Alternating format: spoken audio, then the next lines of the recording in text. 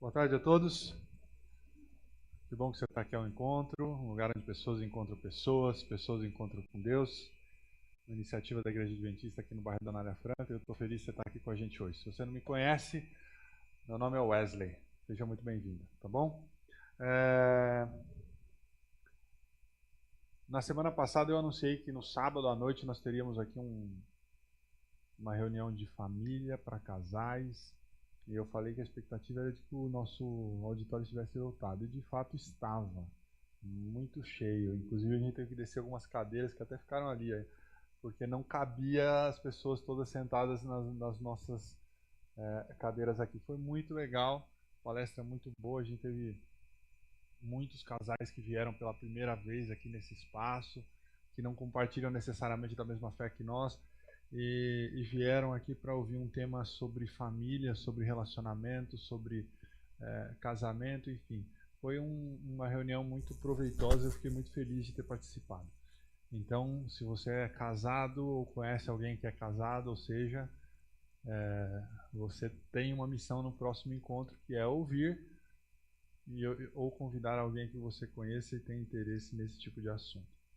Você recebeu aí na entrada uma folhinha que a gente costuma de chamar de guia de mensagem aqui. É uma maneira de você acompanhar de forma interativa, interagindo com a gente aqui a mensagem dessa tarde, tá bom? A gente entende que aquilo que você ouve, aquilo que você escreve e aquilo que você vê, você guarda com mais facilidade, tá bom? A gente está continuando uma série chamada Aquelas Pessoas. Você sabe, aquelas pessoas, né? Aquelas lá que te fazem ali, que nem aquele ovinho da frente ali, rachar a cabeça. Que te dão muita dor de cabeça. Na semana passada, a gente falou sobre as pessoas que estão num estado crônico de necessidade. Né? Se você não viu a mensagem da semana passada, você pode procurar nas nossas mídias sociais ali, no nosso YouTube ou no nosso Facebook, você consegue assistir a mensagem da semana passada. Então a gente falou sobre aquelas pessoas que sempre estão ali se fazendo de coitadinho, sempre ali num estado de necessidade, sempre com problema, e aquela pessoa que te esgota, certo? Sempre ali te esgota, quer a sua atenção o tempo todo, enfim. Na semana que vem nós vamos falar sobre aquelas pessoas hipócritas, aquelas pessoas que falam uma coisa, mas na hora de fazer, fazem outra totalmente diferente. E a gente vai ver como a gente pode ministrar ou lidar com essas pessoas de um jeito que vai honrar a Deus, tá bom? Semana que vem a gente fala sobre os hipócritas e ainda também nós vamos falar sobre aquelas pessoas que são críticas, que gostam de te criticar o tempo todo. O teu cabelo, o seu jeito de vestir, a igreja que você vai, o seu trabalho, o seu relacionamento, os seus filhos são piores que o dela, enfim, sabe, já viu esse tipo de pessoa que te critica por tudo? Então, ok. Mas hoje a gente vai falar sobre o tema que está aí na tela, manipuladores. Vamos falar sobre aquelas pessoas que gostam de manipular as outras. Vou fazer uma pergunta aqui. Quantos de vocês, eu quero ver as mãos, conhecem alguém na vida que já tentou tratar você de alguma forma que estava tentando te manipular? Quero ver a mão. Isso, as duas mãos, por favor. Só estou tentando ver se você é fácil ou não é tão fácil de ser manipulado assim. Ok. Tá bom. Ok, é uma brincadeira, mas... Aliás, falando em brincadeira, eu queria contar uma piada para você. Aí você vai falar, nossa, uma piada numa reunião religiosa? Sim, mas não é pela graça em si, pura e simples, com fim em si mesmo, mas é porque tem tudo a ver com o que a gente vai falar hoje aqui. Eu vi esses dias que no céu, obviamente é uma alegoria, havia duas filas, uma fila onde tinha um letreiro que dizia para homens que são controlados por suas mulheres. E aquela fila com uma multidão de homens lá parados. E na outra fila, um letreiro dizia para homens que não são controlados por suas mulheres e havia apenas uma pessoa ali. Aí o anjo chegou e falou assim, rapaz, por que você está aqui nessa fila, só você? Ele falou, eu não sei, minha esposa mandou ficar aqui e não disse para eu não perguntar nada. É isso que a gente vai falar hoje, sobre pessoas que tentam e gostam de manipular as outras pessoas e ter o controle com elas, né? E nós vamos reconhecer que esse tipo de atitude é um problema. É um problema. Eu queria destacar com você pelo menos 3 histórias na Bíblia de pessoas que manipularam outras pessoas. Há mais histórias na Bíblia, mas eu selecionei apenas 3. 3 exemplos de pessoas que tentaram manipular os demais. E aí eu vou contando a história, você vai acompanhando comigo, tá? A primeira história lá em Marcos capítulo 6, eu não vou ler, só vou contar a história para vocês. A gente vê o exemplo de 2 mulheres que manipularam Herodes, o rei. O rei Herodes estava fazendo uma festa de aniversário, era aniversário dele, assim como hoje é aniversário do Jorjão. Aí, Jorjão, parabéns, viu? Mais uma vez. E o rei Herodes estava então fazendo aniversário e havia muitos convidados. Provavelmente ele já havia tomado um pouquinho, estava meio alto, né? E aí entra uma menina fazendo um número de dança. Estava dançando uma dança tão envolvente, era filha da sua amante, que também era sua cunhada, mas enfim. Ela começou a dançar de um jeito tão envolvente, que o rei chega e falou assim para ela: olha, você pode me pedir qualquer coisa que eu te darei. E ele falou isso na frente de todos os seus convidados, as autoridades, enfim, todo mundo estava lá. Ele falou: olha, você pode me pedir qualquer coisa que eu te darei, até metade do meu reino você pode pedir que eu te dou. E aí a menina falou assim, chegou correndo para a mãe: mamãe, o que é que a gente vai pedir? E a mãe daquela menina odiava um cara que chamava João Batista, que era um profeta. E esse João Batista falava do pecado dessa mulher, que ela estava vivendo em pecado com o rei e tal, e ela não gostava de João Batista. Só que o rei gostava de João Batista, tinha um apreço especial por João Batista. Então, as duas, a mãe e a filha, pegaram Herodes, colocaram Herodes numa encruzilhada e chegaram para ele e falaram assim: ó, você disse publicamente que ia cumprir qualquer que fosse o desejo. Então nós queremos que você cumpra a sua promessa.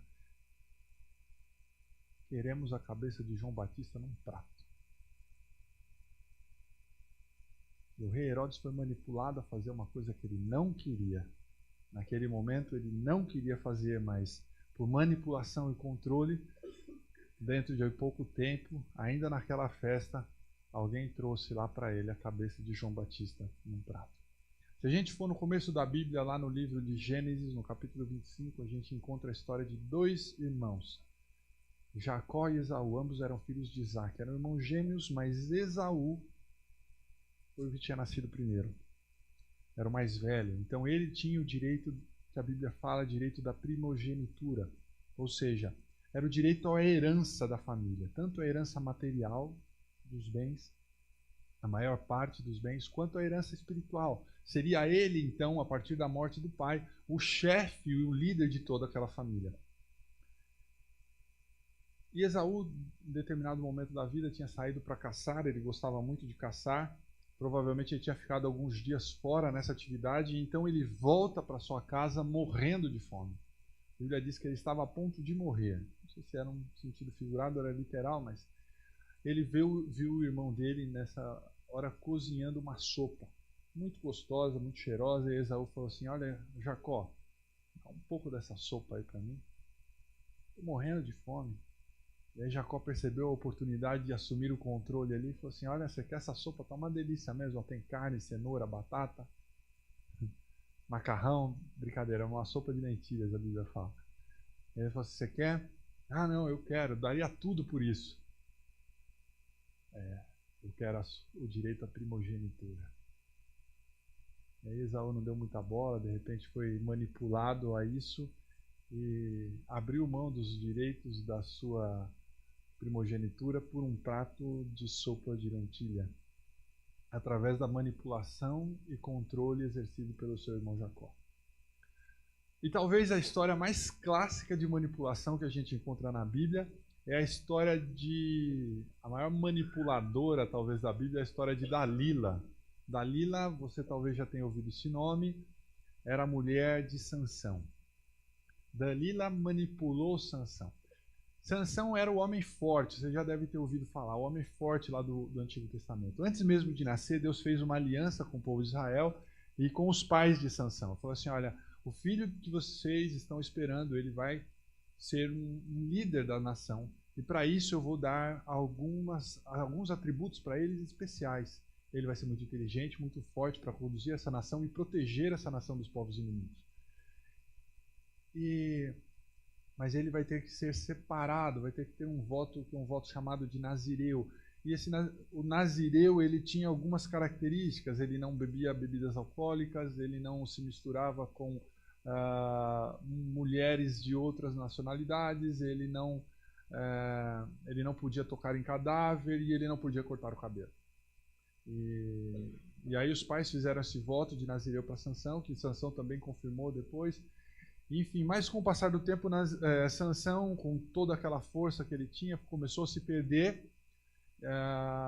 E então arrumou uma mulher no povo filisteu, que era Dalila. E já tinha descumprido todos os votos do nazireado, mas ainda mantinha o corte ou não corte de cabelo, mantinha o seu cabelo comprido. E Deus ainda mantinha, porque ele mantinha o cabelo comprido, ainda mantinha a força que era sobrenatural para Sansão. E aí, o povo filisteu, que estava cansado de perder batalhas para Israel, por conta da força de Sansão, viu em Dalila uma oportunidade para destruir Sansão. E aí chegaram para Dalila como se ela fosse uma espiã e falaram: olha, você precisa descobrir qual é o segredo de Sansão. O destino da sua família, do seu povo, depende disso. E aí Dalila era como se fosse essa espiã. E aí ela chegava com aquela voz toda sensual possível que tinha: Sansão, qual é o segredo da sua força? E aí Sansão dava uma despistada e não funcionava por 1, 2, 3 vezes, até que Dalila começou, acho que, a manipulação de forma mais forte, tá? Eu quero ler com você esse texto, está lá em Juízes, no capítulo 16, verso 15. Tente imaginar a Dalila falando com uma voz sedutora, tá bom? Porque senão o texto não funciona do mesmo jeito. E ela falou assim, então ela lhe disse: Sansão, como é que você pode dizer que me ama se não confia em mim? Esta é a 3ª vez que você me fez de boba e não contou o segredo da sua grande força. Caso você tenha um bom senso de humor, agora que a coisa fica engraçada, tá? Olha só a mulher que faz com o homem. Importunando-o o tempo todo, ela o cansava, dia após dia, ficando ele a ponto de...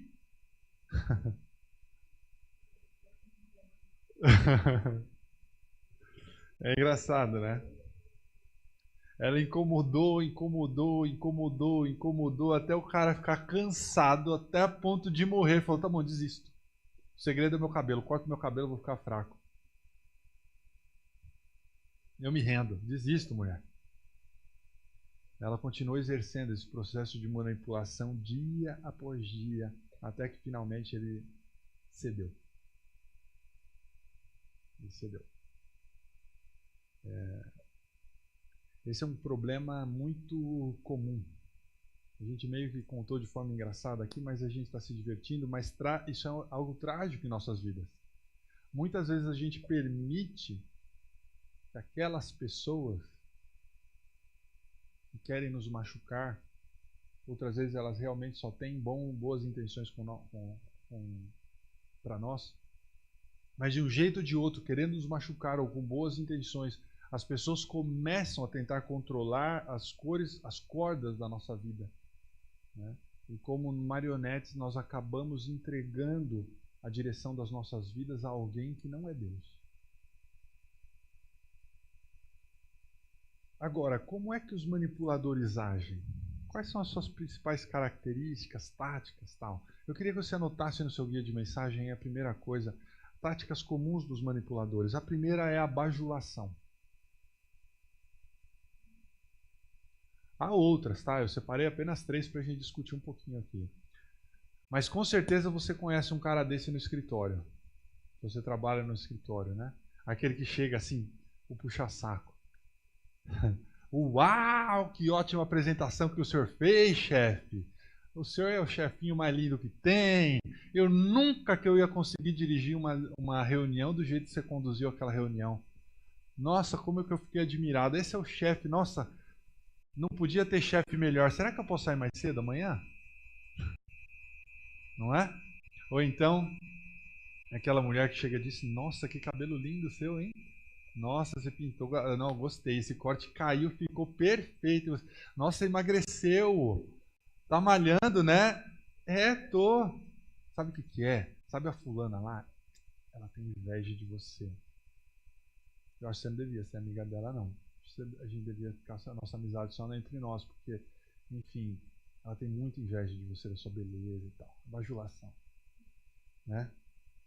Tentam te dizer coisas lindas para conseguir o que querem. Te bajulam e tentam tomar o controle das cordas da sua vida. Outra tática muito usada pelos bajuladores, pelos manipuladores, além da bajulação, são as ameaças. Anote aí no seu guia de mensagem. Você sabe como que é, né? Ah, se você fizer tal coisa, você vai se arrepender. Viu? Olha, não seja bobo de fazer tal coisa, porque ó, você vai se ver comigo. Eu prometo a você que você vai se arrepender. Se você fizer isso, eu vou deletar você. Você esquece a minha amizade, não vão ser mais amigos, eu não vou ligar mais para você, não vou na sua festa de aniversário se você fizer isso. Ah, tá se chamando de cristão aí, né? E se todo mundo souber o que eu sei que você anda aprontando? Então é melhor você fazer o que eu quero, porque senão você está perdido. Eu não sei qual é o tipo de ameaça que faz mais sentido para você, mas você sabe, isso pode significar alguma coisa e você deve usar a sua imaginação para perceber se existe algum tipo de ameaça, se você está ameaçando ou está sendo ameaçado e alguém está tentando te manipular, tá bom? E a última coisa que é comum aos manipuladores, que eu separei para a gente falar hoje, é a culpa. O manipulador tenta colocar uma culpa sem tamanho para cima de você. Do tipo, depois de tudo que eu fiz por você, você vem com uma dessa para cima de mim? Como é que é? Eu dou uma atenção para você, você visualiza a minha mensagem e não me respondeu. Isso não se faz, você não tem coração. O dia que eu morrer, vocês vão sentir a minha falta, não me dão valor agora. Mas depois que eu morrer vai ser tarde. Vocês ouviram isso também, né? Só muda de endereço, eu sei.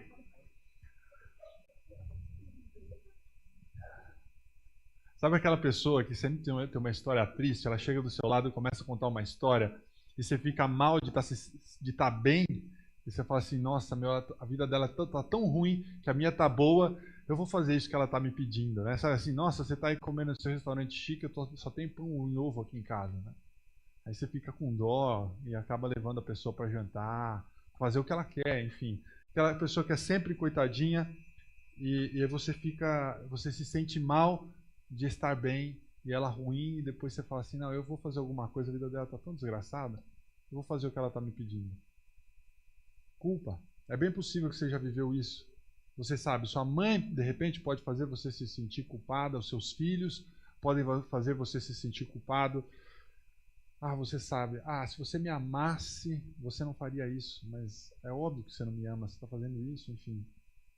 E através de elogios vazios, ameaças e através da culpa, muitas pessoas trabalham de forma consciente, mas muitas vezes também de forma inconsciente, para agarrar as cordas da sua vida e o levam para dançar uma dança que você não quer dançar. E o que fazemos quando nós reconhecemos que alguém está tentando manipular ou nos controlar?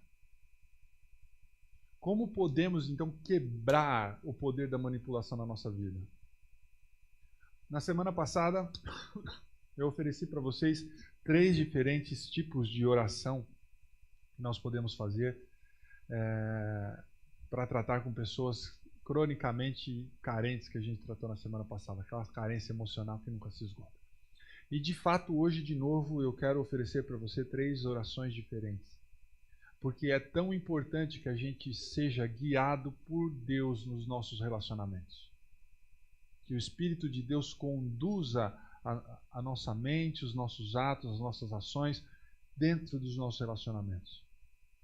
O que não queremos fazer é apenas impor a nossa vontade. Não é isso. Quebrar a manipulação para que a nossa vontade prevaleça. Não é isso. Mas realmente o que queremos hoje é quebrar o poder da manipulação, mas pedir a Deus que nos dê orientação e sabedoria quando estivermos lidando com aquelas pessoas manipuladoras. Note aí no seu guia de mensagem, a primeira oração que eu quero sugerir para você hoje é que Deus me ajude a reconhecer quando alguém está tentando me manipular.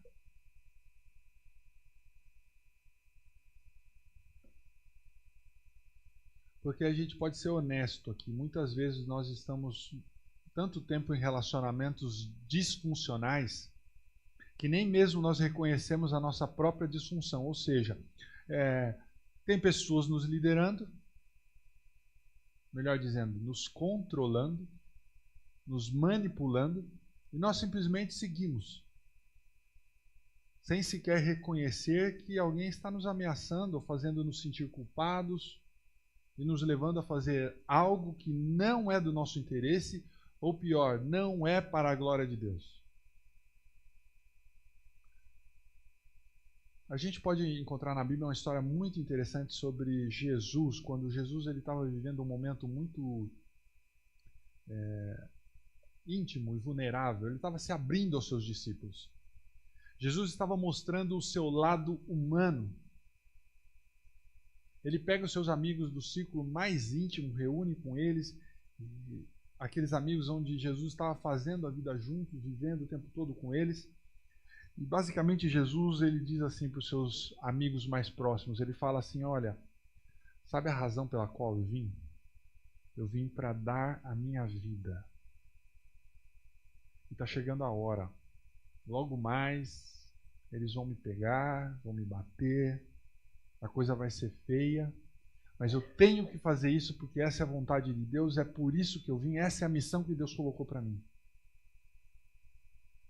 E esse certamente era um dos momentos mais vulneráveis de Jesus. Quando Jesus coloca a sua causa, o seu propósito diante dos discípulos, e a gente vê isso lá em Mateus 16, eu quero ler com vocês. Desde aquele momento, Jesus começou a explicar aos seus discípulos que era necessário que ele fosse para Jerusalém, sofresse muitas coisas nas mãos dos líderes religiosos, dos chefes, dos sacerdotes e dos mestres da lei, e fosse morto e ressuscitasse no terceiro dia. Agora no verso seguinte, no verso 22, observe como Pedro tenta assumir o controle da situação. O que Pedro fez? Pedro, chamando-o à parte, chamando Jesus de lado. E por que Pedro levou Jesus de lado? Porque manipuladores geralmente perdem força, perdem seu poder quando são levados quando tem que falar em grupos. Então prefere, olha, vou te procurar sozinho. Olha, eu tenho que manipular. Ó, sai do seu grupo, vem falar comigo sozinho.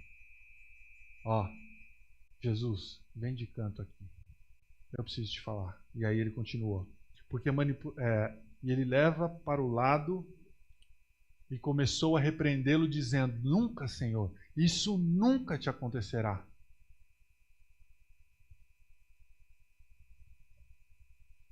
Jesus tinha acabado de falar que essa era a vontade de Deus. E Pedro falou assim: não, Senhor, você está doido? Isso nunca vai te acontecer. Não vai para esse caminho, não. E o interessante para mim sobre isso é que nós temos que reconhecer que existem aqueles manipuladores muito intencionais.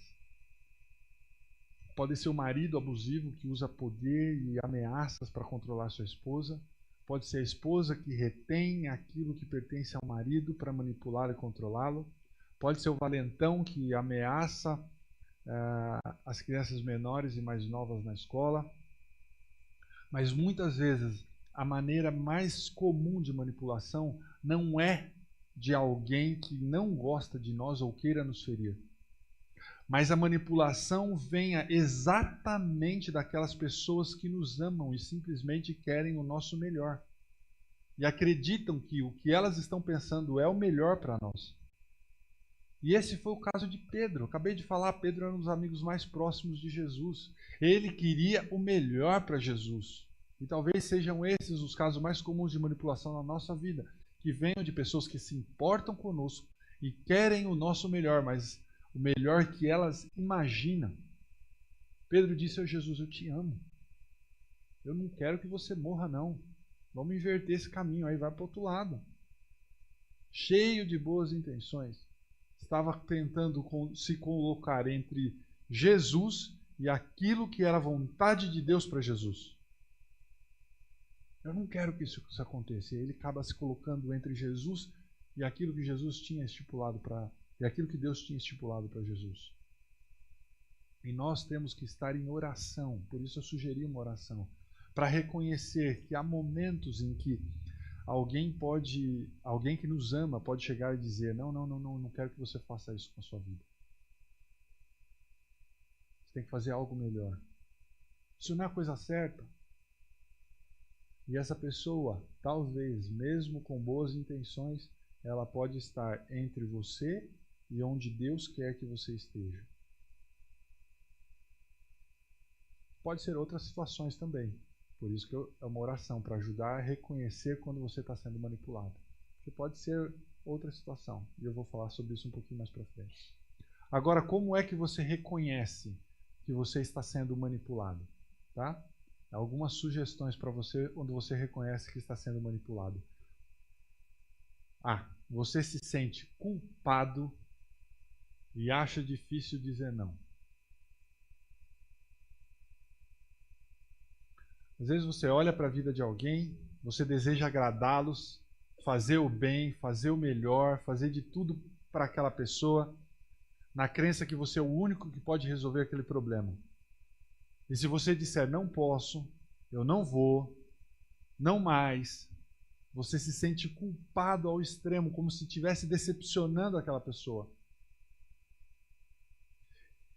E se isso acontece com você, pode ser o caso que você não consegue dizer não para alguém.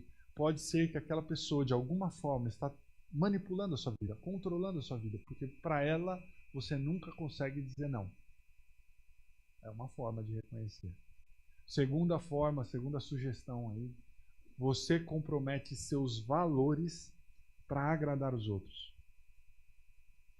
Quem sabe você é aquela menina doce que está namorando um cara e ele é bom em tantas coisas, mas ele está te pressionando a você fazer algo que você fala assim, você preferia não fazer. Aí você fala para ele não, e ele falou: mas eu te amo.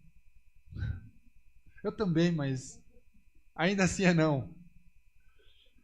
E até que ele chega e fala assim: não, tudo bem, mas se você não quer fazer, tem centenas de outras pessoas que querem fazer, outras mulheres que querem. E aí você vai e compromete os seus valores. Estou exagerando, tá, gente? É um exemplo, mas pode ser outra coisa.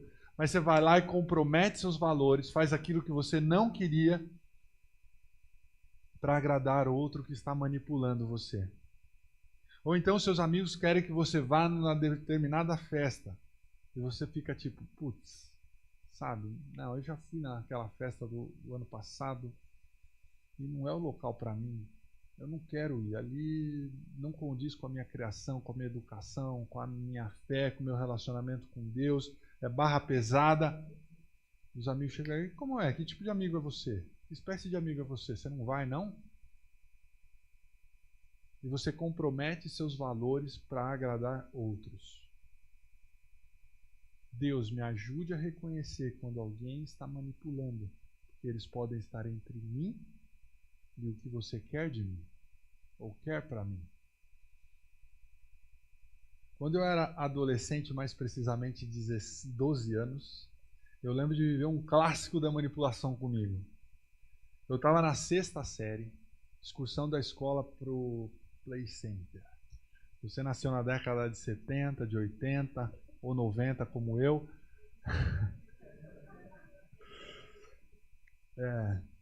Primeira vez no parque, assim, deslumbrado com aquilo, porque eu morei uma parte da minha infância no interior, não vinha, né? Então eu estava morando em São Paulo há pouco tempo. Primeira vez no parque, aqueles brinquedos, montanha-russa, pá, pá, pá. Com os amigos, longe dos pais, sabe, excursão de escola, aquela felicidade e tal. E aí, eu escuto uma gritaria, e aí quando eu olho do lado era esse brinquedo aí, Enterprise. Não sei se você lembra do Enterprise e lembra com nostalgia disso aí. E eu olhei e falei assim, mas é nunca que eu entro num brinquedo desse, né? Pensei comigo. Porque se você lembra disso, ele era um brinquedo que tinha uma cabine, você entravam duas pessoas em cada cabine, a cabine fechava, mas nada te prendia. Era o movimento a força centrípeta, não sei, centrífuga, inércia, não sei. Ele ficava girando e assim, não precisava de prender, a própria força te deixava colado dentro daquela cabine lá. E ficava virando de ponta cabeça, ponta cabeça, ponta cabeça, ponta cabeça, não acabava aquele negócio. Eu falei, nunca que vou entrar, até que um amigo gritou, uau, o Enterprise está sem fila. Não deu 5 minutos, eu estava lá dentro daquela cabine.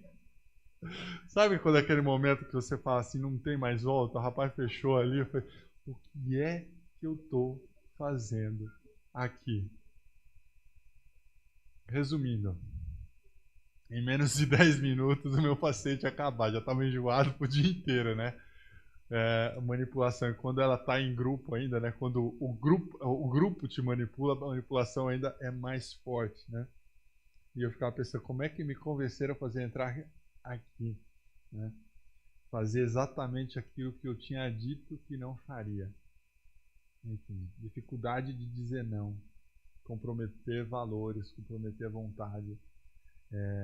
Quando você percebe que isso está acontecendo com você, um alerta, você pode estar sendo manipulado, controlado por alguém. Peça para Deus ajudar você a reconhecer se você está sendo controlado, manipulado, ok? Segunda oração, note aí no seu guia de mensagem, Deus, me capacite para colocar limites saudáveis. Eu vou te dizer, se alguém soube botar limite em alguém, isso aí foi Jesus com Pedro. Quando Pedro disse, não, Jesus, não vou deixar você morrer. Para com essa história aí de que você vai morrer, vai ser entregue e tal. Eu não vou deixar. Olha o que Jesus respondeu. Jesus virou-se para Pedro, está lá em Mateus 16, verso 23, e falou assim, para trás de mim, Satanás. Você é uma pedra de tropeço para mim e não pensa nas coisas de Deus, mas nas dos homens. Isso é por limite, né? Tá aqui o que você faz. Sempre que a sua avó tentar te manipular, você vai virar para ela e falar assim, vovó, isso não vai funcionar comigo. E aí você chama ela de Satanás, tá bom? Não vai fazer isso com a sua avó, coitada. Não faça isso, não faça isso. Mas o que você precisa entender é que realmente a outra pessoa, aquela pessoa, pode estar sendo uma pedra de tropeço para você. E ela está levando você a fazer algo que não te ajuda e te machuca. Você está empenhado a realizar algo importante e aquela pessoa chega assim para você. Se você fizer isso, você não vai comer chocolate quando chegar em casa. Aliás, você não vai comer chocolate o mês inteiro, tá bom? E aí você diz, você pode me ameaçar, se não quiser me dar chocolate, tudo bem.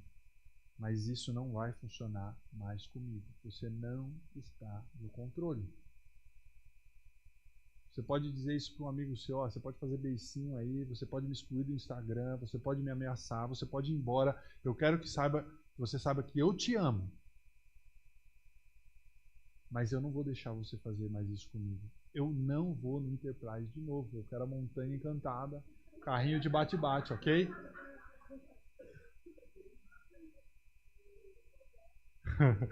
Hoje já está mais difícil. Você pode falar assim para a pessoa que está sempre te ameaçando, escute, por que você não vai em frente e segue com as suas ameaças então? Quero ver. Você trucou, agora eu quero ver. Execute a ameaça, eu não vou mais me ceder esse tipo de coisa. Isso não é um amor bíblico, isso não é submissão mútua, isso é manipulação. E eu estou estabelecendo aqui um limite, desenhando uma linha na areia, para a partir daqui você não passa. Você quer me ameaçar? Vá em frente. Não vai funcionar. E você redefine a relação. Você toma o poder de volta de uma maneira amorosa e diz: não vou deixar você me controlar dessa maneira. Eu acredito com todo o meu coração de que alguns de vocês estão em uma situação que existe alguém entre você e o que Deus quer. E eu acho que realmente pode ser uma pessoa que te ama, mas ela está tentando impor a vontade dela a você e não a vontade de Deus. Mesmo com boas intenções, assim como Pedro tinha. Mas Jesus foi lá e colocou limites.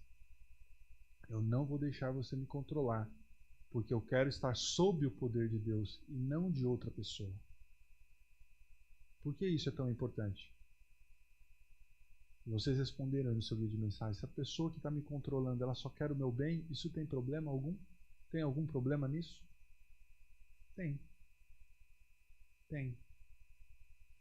Porque se você deixar alguém controlá-lo, você está cometendo o pecado da idolatria. Nossa, como é isso? Muito forte isso, mas é verdade.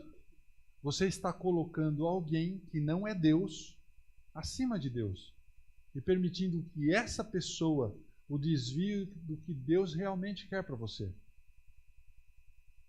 Deus, me ajude a reconhecer quando eu estou sendo manipulado ou quando tem alguém tentando me manipular. E Deus me capacite para estabelecer limites saudáveis. Terceira oração, oração número 3. Anote aí no seu guia de mensagem. Deus, me ajude a ver a minha vontade de controlar e a necessidade de entregar tudo a você. Deus, ajude-me a ver a minha própria necessidade de controlar, de manipular, e a necessidade que eu tenho de entregar tudo a você. Porque quando a gente estuda sobre aquelas pessoas, fica fácil identificar, imaginar: olha, fulano é exatamente assim. Nossa, ele está descrevendo o ciclano. Parece que ele conhece. Mas é fácil esquecer que de uma forma ou de outra, eu e você também somos aquelas pessoas. Nós somos aquelas pessoas. Eu não posso muito falar sobre você, mas eu posso falar por mim. Eu tenho um desejo profundo de controlar tudo. Muitas vezes eu quero controlar o que minha esposa faz. Eu quero que ela faça exatamente aquilo que eu quero. Eu quero que minha filha faça o que eu quero. Eu quero que meus pais façam aquilo que eu quero. Eu quero que o meu chefe e os meus subordinados façam exatamente aquilo que eu quero. E quando algo não se encaixa, eu fico frustrado. Eu não quero isso, eu quero estar no controle. Eu quero que todo mundo faça exatamente aquilo que eu quero. E existem duas razões básicas para isso. E é o que acontece comigo e muito provavelmente é o que acontece com você também. Por que eu gosto de estar no controle? É porque eu tenho medo de me render a alguém ou alguma coisa. E o pior de tudo, a segunda razão, é que lá no íntimo, no fundo, e talvez isso aconteça com você também, a gente acredita que pode fazer o papel de Deus melhor que Deus.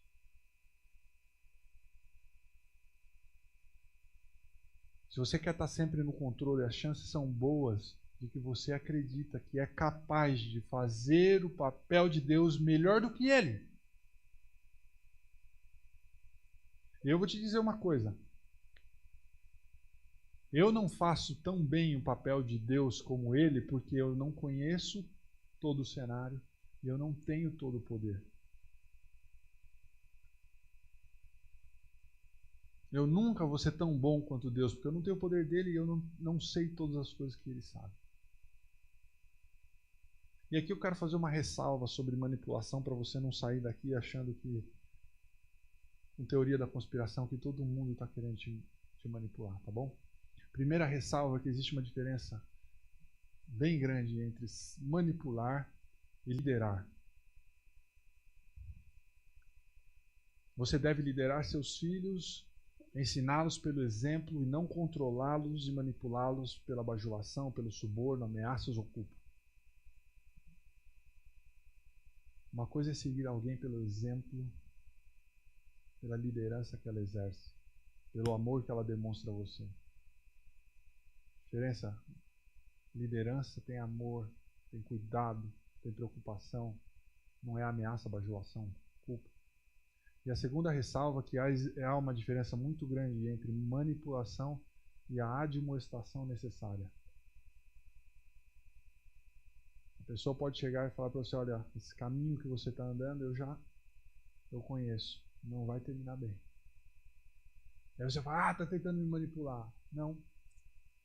Eu estou preocupado com você. Eu estou lhe advertindo, admoestando com amor. Isso não é bíblico, isso não é certo, Deus não se agrada disso. E o caminho não vai terminar bem. Está me ameaçando? Não. Está aqui, ó. Jesus falou para não fazer isso, está no mandamento. Por que você insiste? Não vai terminar bem. Então, manipulação é diferente de liderança e manipulação é diferente de admoestação, tá bom? E toda vez que você sentir um desejo incontrolável de manipular, você deve chegar para Deus e falar assim: aqui, Deus, está aqui a minha família. Eu sei que eu posso fazer coisas boas para a minha família, mas eu reconheço que você pode muito mais. Deus, está aqui, ó. Essa igreja não é minha, é sua. Eu sei que com meus talentos e dons eu posso fazer coisa boa aqui, mas o Senhor pode fazer muito mais. Me mostra o que o Senhor quer que eu faça. Deus, está aqui a minha agenda que eu tento controlar, mas já perdi o controle. São tantos compromissos, tantos afazeres. Eu confio a minha agenda a você, porque eu sei, Senhor, que o Senhor vai ser o suficiente. Deus, toma aqui as minhas finanças. Eu perco o sono para tentar fazer o melhor por elas, mas parece que nunca basta.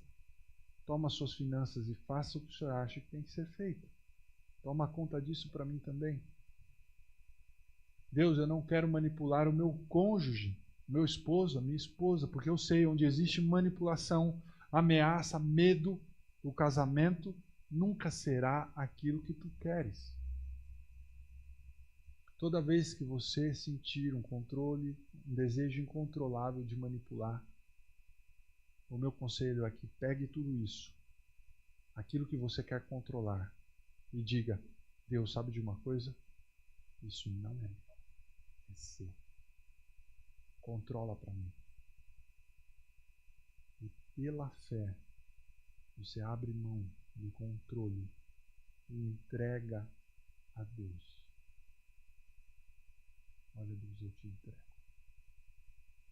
Minha família, meu emprego, as pessoas que eu amo, os meus amigos, o pessoal do meu grupo pequeno, a minha igreja, os meus vizinhos, o meu síndico, meu chefe, tudo aquilo que eu quero controlar está nas tuas mãos. O último texto que eu quero ler com vocês está lá em Isaías 26, verso 3 e 4, diz assim: o Senhor dará uma paz perfeita. Vou fazer uma pausa aqui. Eu não conheço muitas pessoas vivendo uma paz perfeita. Eu conheço pessoas vivendo num turbilhão de ansiedade e medo. Mas Deus promete uma paz perfeita. Continuando o texto. A todos que confiam nele, aos que concentram os seus pensamentos nele. Quando eu estou tentando controlar, quando eu estou tentando manipular, meus pensamentos estão concentrados no que eu posso fazer, não em Deus. E aí eu não tenho paz, porque eu estou concentrado no objeto da minha manipulação. Eu tenho que me concentrar em Deus, e aí eu terei paz perfeita. E aí o verso 4 diz: confiem para sempre no Senhor, porque no Senhor Deus vocês encontrarão a força que nunca se acaba.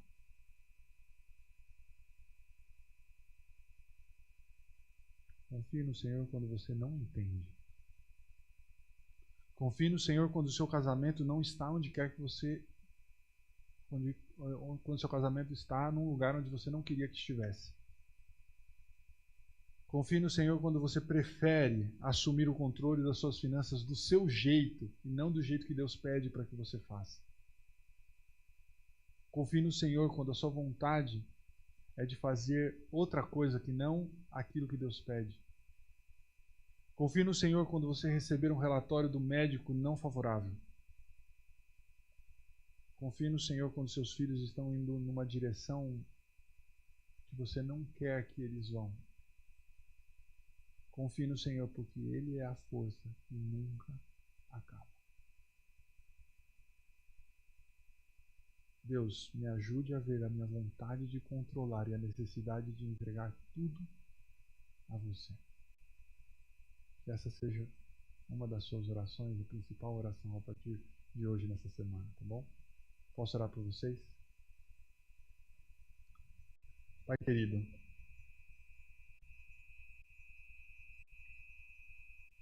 mais uma vez nós nos reunimos para estudar aquilo que Tu falas a nós através da Bíblia e percebemos que nos nossos relacionamentos nós podemos estar vivendo uma relação abusiva de alguém tentando nos controlar e manipular. Ou quem sabe nós reconhecemos hoje que nós mesmos estamos tentando manipular e controlar outras pessoas. Em ambos os casos, o Senhor nos dê a orientação e a sabedoria para quebrar o poder da manipulação. Que os nossos relacionamentos sejam baseados no amor e no Teu cuidado, e não em ameaças, medo, culpa. Senhor, queremos viver relacionamentos sadios, queremos ter um relacionamento próximo contigo, queremos cumprir a Tua vontade em nossa vida. Para isso, esteja ao nosso lado. Ajuda-nos a quebrar as amarras, as cordas de quem nos manipula ou de quem estamos manipulando. E que a Tua vontade, mais uma vez, Senhor, pedimos, prevaleça em nosso coração e nossa mente. Pedimos uma bênção especial também a todos nós que estamos aqui durante essa nova semana. Proteja-nos, nos guie, nos oriente, nos capacite e dê discernimento para tomar as melhores escolhas. Uma feliz semana é o que pedimos ao Teu lado. Em nome de Jesus pedimos tudo isso. Amém. Queridos, mais uma vez obrigado pela presença. Você que acompanhou aí pela internet também, muito obrigado. Na próxima semana a gente fala sobre aqueles cri-cris, os críticos, tá bom? E fica o convite, nós temos aqui um coffee break aqui em cima esperando você, para você fazer amigos, tá bom? Até a semana que vem, muito obrigado.